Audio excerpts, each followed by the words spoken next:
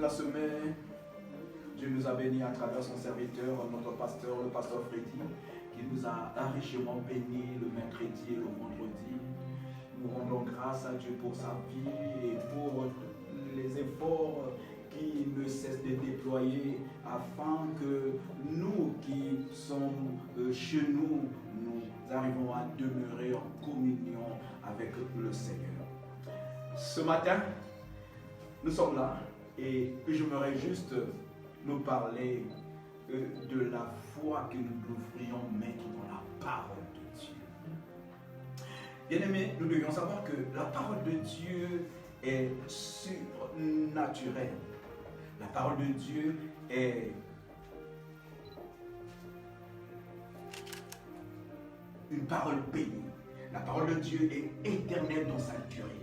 La parole de Dieu est inexplicable en valeur. La parole de Dieu est infinie dans sa portée. La parole de Dieu est génératrice dans sa puissance. La parole de Dieu est infaillible dans son autorité. La parole de Dieu est universelle dans son application. La parole de Dieu est inspirée dans sa totalité. C'est cette parole, bien-aimés, ce matin que je voudrais vous parler, vous présenter. Jésus qui est la parole. Ainsi, bien-aimés, nous devions savoir que elle n'est pas juste là, cette parole inspirée pour meubler nos maisons, mais nous devrions la parcourir. Nous devions prier avec elle. Nous devions la méditer. Nous devions aussi la transmettre aux autres. Nous devrions l'avaler. C'est une nourriture pour nous. Et avec cette parole, plusieurs choses peuvent se réaliser dans nos vies. Voilà pourquoi lorsque nous lisons dans le livre de Psaume au chapitre 1, le psalmiste nous dit « Je médite ta parole jour et nuit, jour et nuit, et je suis comme un arbre planté près d'un courant d'eau. » Et il finit par dire « Tout ce que je fais me réussit. » Et dans le livre de Josué au chapitre 1, verset 8, nous voyons là l'Éternel qui parle à Josué. Et l'Éternel dit à Josué que ce livre de la loi ne s'éloigne pas de ta bouche. Médite-la nuit et jour, afin que tu réussis dans tout ce que tu vas entreprendre. Bien aimé, la réussite est dans la parole de Dieu.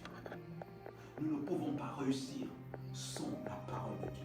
Nous ne pouvons pas avancer sans la parole de Dieu. Nous ne pouvons rien faire sans cette parole. Elle est là pour nous diriger. Elle est là pour nous conduire. Elle est là pour nous orienter. Elle est là pour nous rappeler le royaume. Elle est là pour nous. Voilà pourquoi nous devrions chaque jour la méditer, la lire, afin de demeurer en communion avec le royaume au nom de notre Seigneur Jésus. La parole de Dieu vient et change les hommes. La parole de Dieu doit faire de nous une épître de Dieu. La parole de Dieu transforme l'esprit. La parole de Dieu change le caractère. La parole de Dieu attire la grâce dans la vie de celle ou de celui qui met en pratique. La parole de Dieu, c'est notre héritage. La parole de Dieu nous amène à demeurer en communion avec le Seigneur. Voilà pourquoi, dans le livre de Actes au chapitre 10, il est écrit « Allez, tenez-vous dans les temples et annoncez au peuple toutes les paroles de cette vie. » Toutes les paroles de cette vie. Toutes les paroles de cette vie. Donc, ça veut dire que dans cette vie où nous nous tenons, où nous sommes, il y a des paroles destinées. Il y a des paroles destinées à cette vie. Et si tu ne reçois pas ces paroles destinées à cette vie, tu ne peux pas réussir. Tu ne peux pas avancer. Il peut un changement. Voilà pourquoi il y a au milieu de nous beaucoup qui échouent, beaucoup qui sont paniqués, beaucoup qui sont dans le néant, beaucoup qui n'arrivent pas à sortir leur tête de l'eau simplement parce qu'ils ne reçoivent pas les paroles de cette vie. Ils ont des paroles qui ne sont pas destinées à cette vie.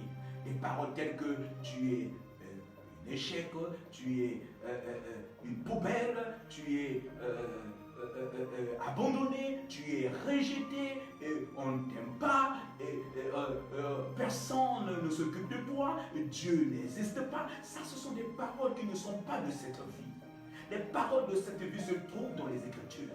Et c'est ces paroles-là que nous devrions recevoir. C'est ces paroles-là que nous devrions appliquer. Et ces paroles nous amènent dans la réussite.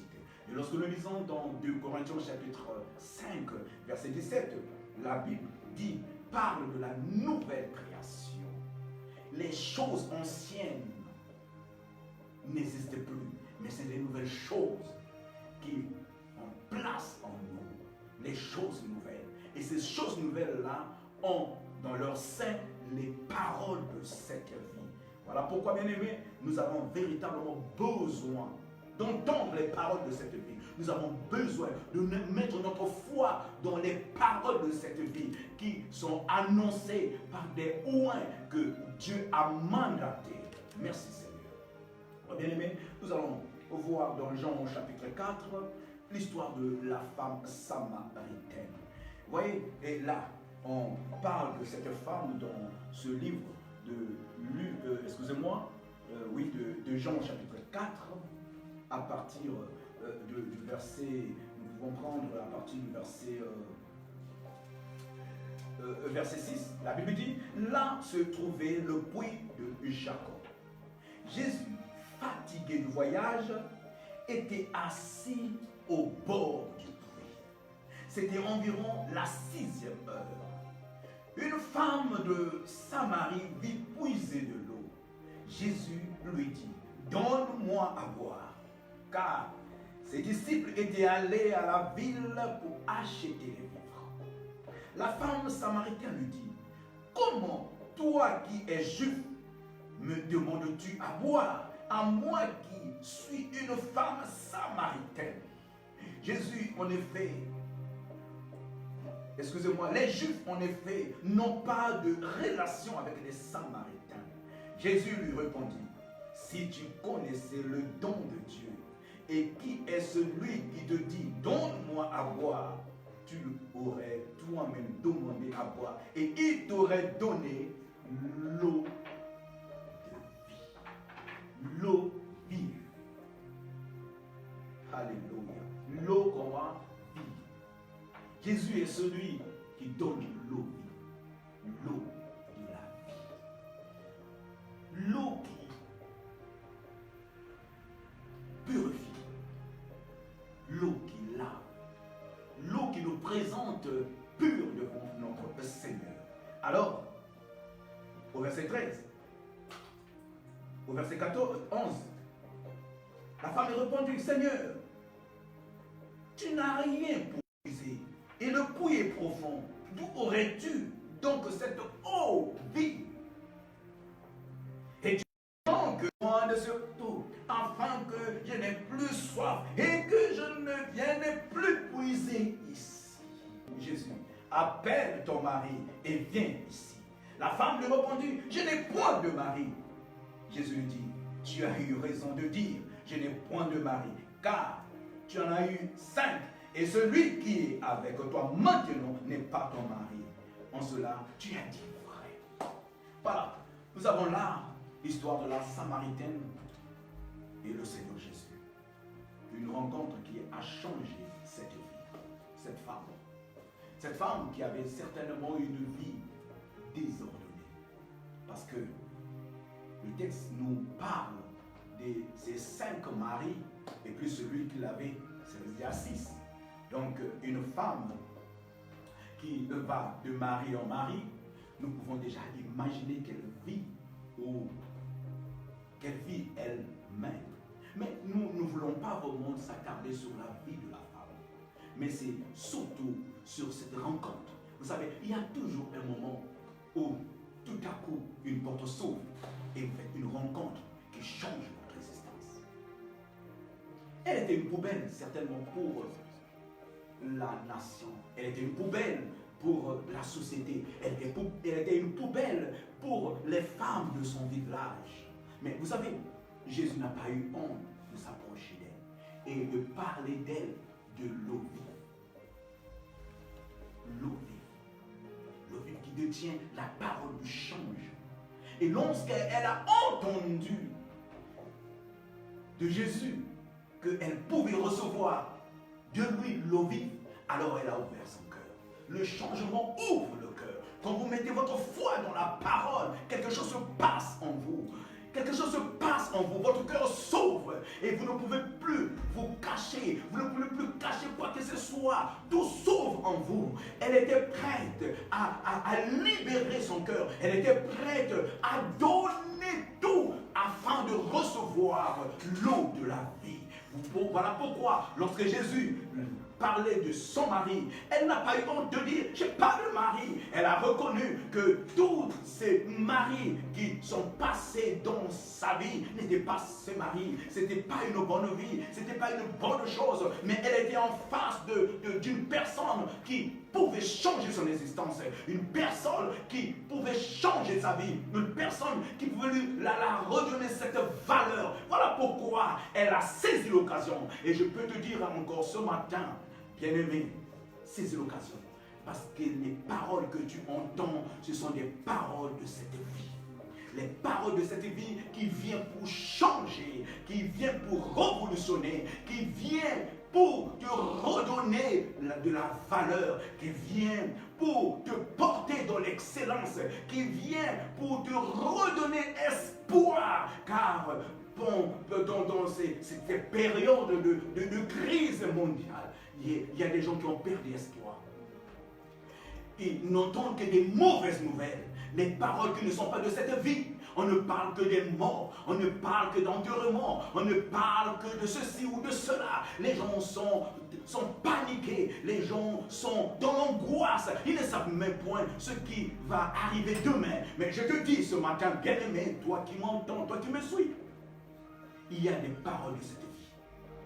Et les paroles de cette vie viennent de Jésus. Jésus qui a dit, je ne t'abandonnerai point, je ne te délaisserai point, je suis avec toi. Et il est avec toi. Dans cette crise, il est avec toi. Voilà pourquoi tu dois mettre foi dans sa parole, comme Pierre l'a fait. Vous savez, on parle de Pierre, de la pêche, des miracles. Où, après avoir prêté à Jésus sa barque, Jésus lui a dit, lance ton filet. Lance ton filet à droite. Vous savez, c'était un vrai pêcheur. Ce n'était pas un apprenti. Et certainement, toute la nuit, il en a jeté de gauche et à droite. Mais ce jour-là, Pierre a compris que ce qu'il était en train d'entendre, ce n'était pas des paroles en vain, c'était les paroles de cette vie. C'était des paroles qui pouvaient changer son existence. Et Pierre a saisi l'occasion, Pierre a saisi la parole, et Pierre a dit, c'est sur cette parole, et je reconnais que ce sont des paroles de la vie, c'est des paroles d'encouragement, c'est des paroles qui amènent dans le succès, c'est des paroles qui amènent dans le changement. Pierre a saisi la parole, et il a jeté son filet, et nous savons tous le résultat que Pierre a eu après avoir obéi à la parole qui lui a été adressée. Bien-aimé, il est si simple d'obéir juste à ces paroles. Le psalmiste pouvait nous dire, l'Éternel est mon berger et je ne manquerai de rien. Il me fait reposer dans des verts pâturages. Dans le psaume 91, nous pouvons lire le premier verset où il est dit, celui qui demeure sur l'abri du Très-Haut repose à l'ombre du Tout-Puissant. Ce sont des paroles de cette vie qui nous viennent pour nous encourager, nous fortifier et qui vient pour nous redonner espoir. Cette femme samaritaine, si nous revenons à l'histoire, elle est venue au puits chaos. Elle est venue au puits désespérée. Elle est venue au puits malheureuse. Elle est venue au puits sale. Elle est venue au puits juste parce que il fallait venir. Mais elle est repartie encouragée. Elle est repartie avec les paroles de la vie. Elle est devenue immédiatement une évangéliste. Et elle est partie et elle a dit à ses frères, à ses sœurs, à son peuple, venez voir un homme. Venez voir un homme. Et je te dis, toi qui me suis maintenant, entends par ma voix cet homme qui te dit, je suis avec toi. Mets ta confiance en moi. Et je veux réjouir, je vais te donner le désir de ton cœur. Cette personne s'appelle Jésus. La foi, bien-aimée, dans la parole, opère de l'intérieur vers l'extérieur.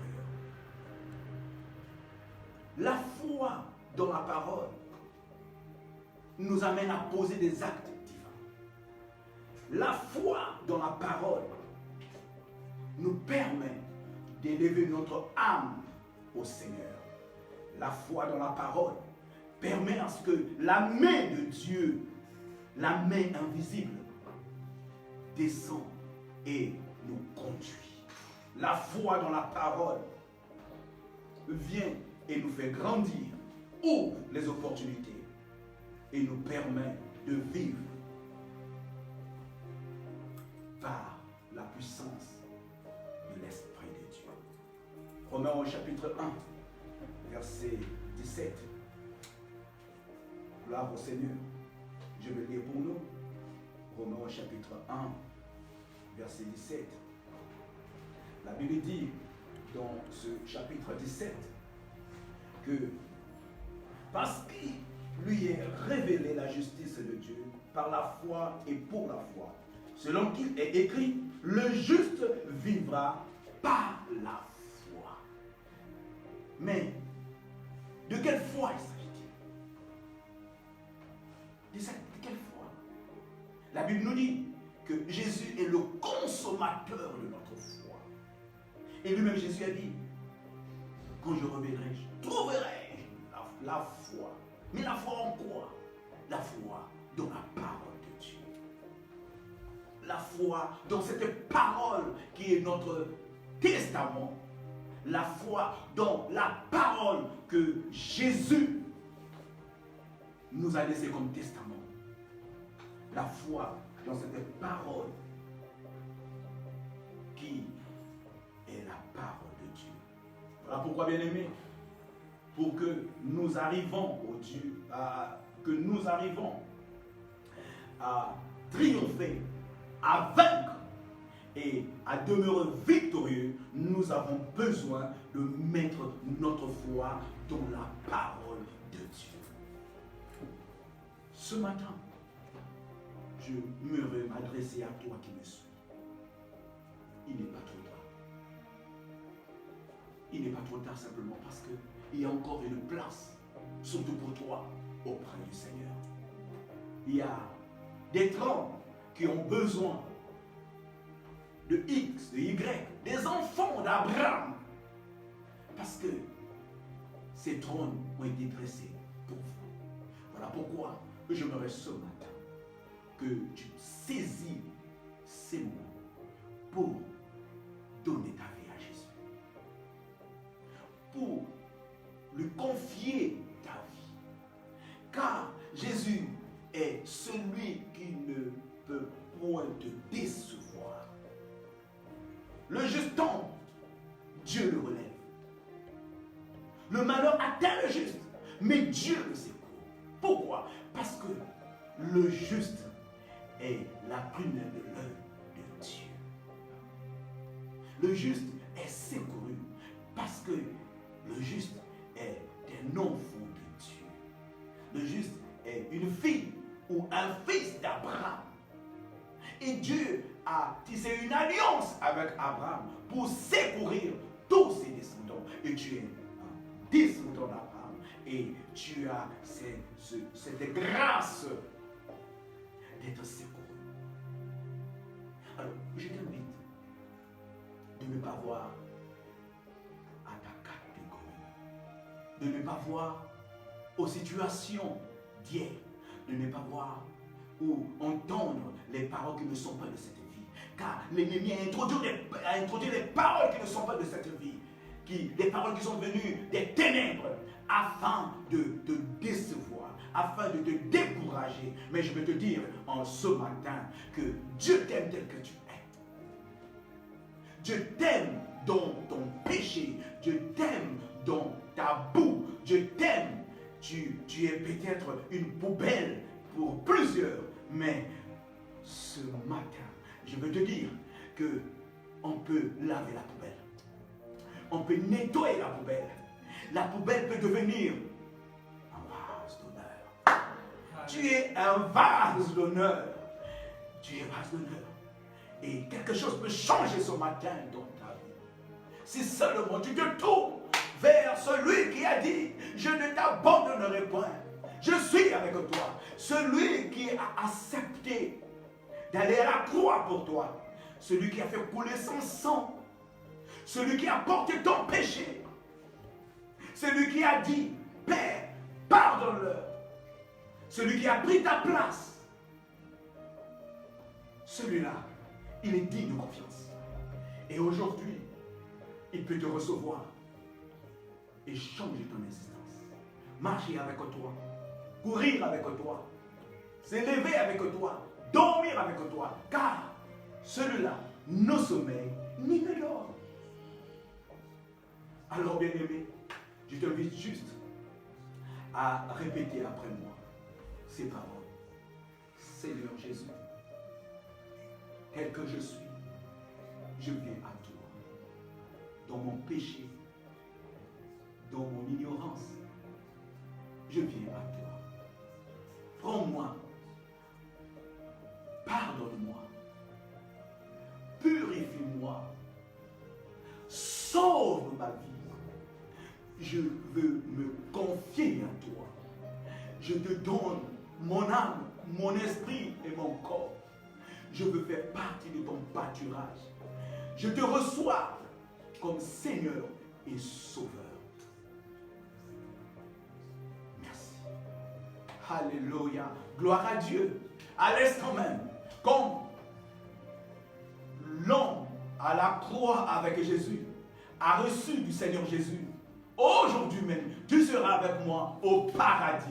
Aujourd'hui même, tu es sauvé. Aujourd'hui même, ton nom est inscrit dans le livre de la vie. Aujourd'hui même, Dieu a changé l'orientation de ta vie. Aujourd'hui même, quelque chose de nouveau, les choses anciennes viennent de passer. Toutes choses sont devenues nouvelles.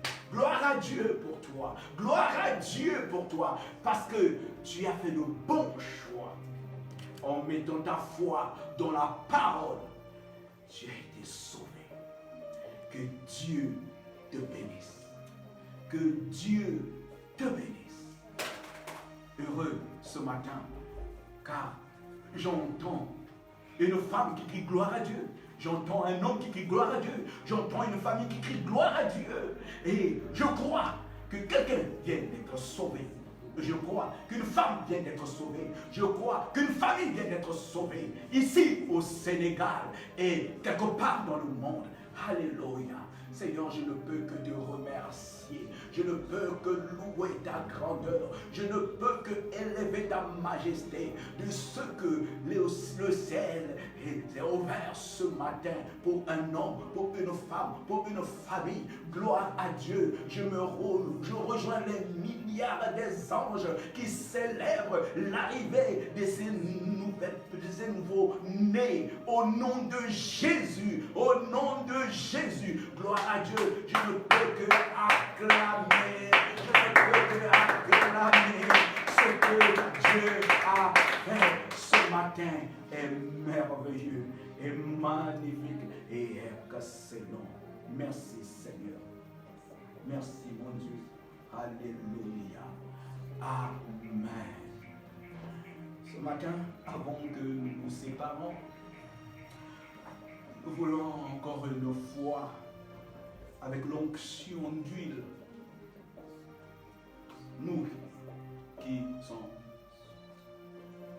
des filles et des fils d'Abraham, car nous croyons à la puissance de l'onction, car il est écrit que l'onction brise le joug. Y a-t-il un joug dans ta vie? Un joug pesant? Quelque chose qui pèse dans ton cœur, quelque chose qui pèse sur tes épaules, quelque chose qui pèse dans ta maison, quelque chose qui pèse dans tes études, quelque chose qui pèse dans ton travail, quelque chose qui pèse actuellement, qui te rend si lourd que tu ne peux point s'élever. L'onction ce matin peut briser ce joug. Jésus a dit, donnez-moi votre joug, prenez mon joug qui est léger.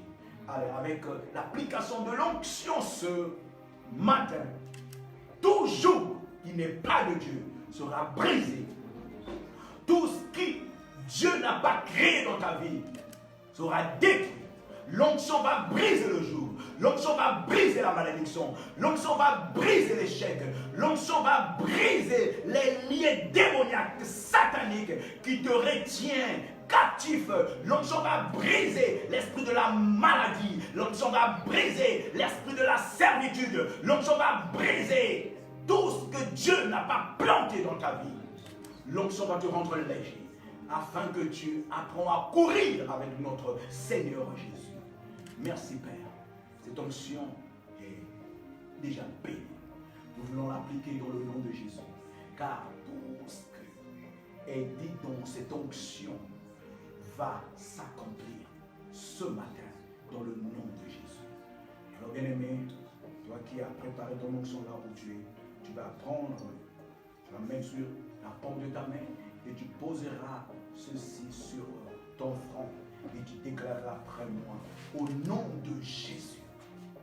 Cette onction ce matin brise tout joug qui ne vient pas de Dieu dans ma vie. Cette onction ce matin me protège. Cette onction ce matin crée la différence dans ma vie. Je suis un enfant de Dieu. Je fais partie du pâturage de Dieu. Je suis mis à part. L'Esprit du Seigneur l'Éternel ce matin est sur moi, car je porte l'onction de la distinction, je porte l'onction de la différence, je porte l'onction de la grâce, je porte l'onction du changement, et je suis une bonne nouvelle. Je porte la parole, les paroles de cette vie, et je suis appelé à transmettre ces paroles au nom de Jésus. Quiconque entre en contact avec moi reçoit la grâce de cette onction. Cette semaine est pour moi une semaine bénie. Cette semaine est pour moi une semaine de grâce. Cette semaine est pour moi une semaine d'élévation. Cette semaine est pour moi une semaine de distinction. Cette semaine est pour moi une semaine de récolte dans le nom de Jésus. Je suis ce matin comme un arbre planté près d'un courant d'eau. Et le feuillage ne fait-il point. Tout ce que je fais me réussit. Tout ce que je déclare, je le vois arriver. Tout ce que je touche se multiplie. Tout ce que je vois, je le possède. L'Esprit du Seigneur l'Éternel sur moi. Ce matin, par cette onction, ma lumière vient d'arriver. Et j'éclaire comme la parole dit à mon sujet. Je suis une lampe de l'Éternel. Je suis une lumière pour l'Éternel. Je suis le sel de ce monde. Et je donne le goût au Sénégal et partout où Dieu permet que je foule les plantes de mes pieds. Je bénis Dieu de ce que l'onction a brisé le joug dans ma vie. L'onction que tu viens de t'appliquer a brisé le joug dans ta vie. Tu es richement béni. Je veux juste t'entendre dire Amen. Amen. Oui, dis encore une fois Amen. Amen. Là où tu es, tu peux acclamer le Seigneur. Je sais qu'il a fait une chose nouvelle dans ta vie. Gloire à notre Seigneur Jésus. Merci. Alléluia. avant que nous nous séparons, nous voulons apporter nos offrandes. Pour vous, chez vous, vous êtes invités soit à venir ici au temple ou à contacter les personnes qui sont chargées à prendre vos offrandes, vos dîmes, vos actions de grâce, tout ce que vous avez réservé au Seigneur, car ceci fait partie aussi du culte et de l'adoration que nous offrons à notre Seigneur Jésus. Père, je veux te remercier pour l'offrande que j'apporte ce matin. Je te prie de bénir cette offrande, de le recevoir de nos mains et des mains de tous ceux qui suivent ce culte dans la grâce de notre Seigneur. Merci de bénir ces dîmes, ces actions de grâce et ces offrandes dans le nom de Jésus. Amen. Gloire à notre Seigneur. Donc vous pouvez dans la semaine passer, déposer vos offrandes ou appeler la personne que vous savez. Je parle de tous ceux qui font partie de la mission Foursquare Sénégal Maison Potier. Merci encore pour ce temps que nous avons passé ensemble. Je veux aussi vous inviter mercredi et vendredi. Nous serons en direct avec nos pasteurs qui sont sur place et aussi vous inviter à échanger entre vous. Ne restez pas seulement enfermés, mais utilisez ces moments pour demeurer en communion avec les uns et les autres. Que Dieu vous bénisse, que Dieu vous garde, que Dieu vous élève.